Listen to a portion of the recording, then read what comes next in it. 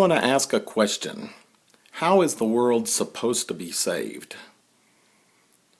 If you listen to so many of the religious commentators today, those in positions of power and authority, you see a desperate grasp for power. The church, in so many cases, wants to behave like the world does. They want to pass rules and regulations and laws to enforce God's values on the world and so save the world from the mess that it's in. But these are the same people who also say that it's impossible to save anyone apart from the grace of God, and that it is by grace that we are saved, not works.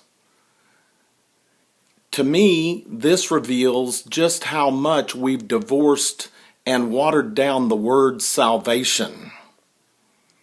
Salvation becomes about one's own welfare in the afterlife, almost exclusively, rather than salvation in terms of redeeming what's been lost as a result of sin.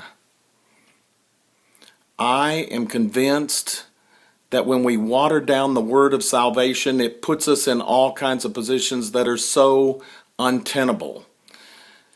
Like Christians saying, we're going to say you can only be saved by the grace of God, and then running out and trying to rescue our society from all the terrible mess that it's in by passing laws. And anytime you pass a law, a regulation, a rule, then it has to be enforced.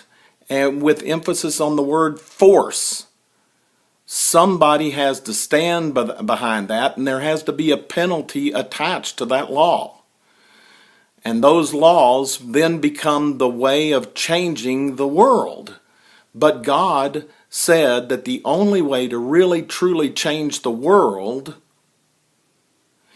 is to understand what He's done in Jesus and how that was meant to win a true victory over evil in whatever shape it takes. Because evil is at work behind the scenes, promoting all kinds of terrible things in the world, and then people having to bear the consequences of that. God has shown us a way out, but that way isn't the way of rules and regulations and people toughening it up and becoming better moral people. The way out is through the cross of Jesus. And the focus of our message is not let's find ways to get the politicians to do what we want them to do, and instead promote the kingdom of God in the world.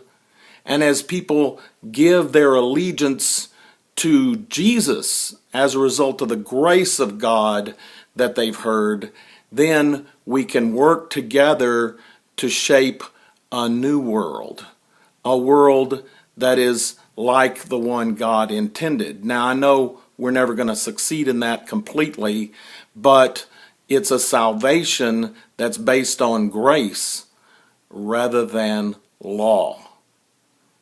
And I hope that you'll give some thought to that. And if you're a Christian, that you'll realize the real power is in the gospel of Jesus and not in being able to grab political power in order to force people to do and live in ways that they're not ready and they're not willing to live. I believe that in saying all of this, it exposes how we've stifled the real power of Jesus by watering down words and by making Him out to have accomplished nothing at the cross. And if that's true, then God had already given a law that was perfectly fine. And what did we see? Is that no matter how great the law, humans won't live in keeping with it.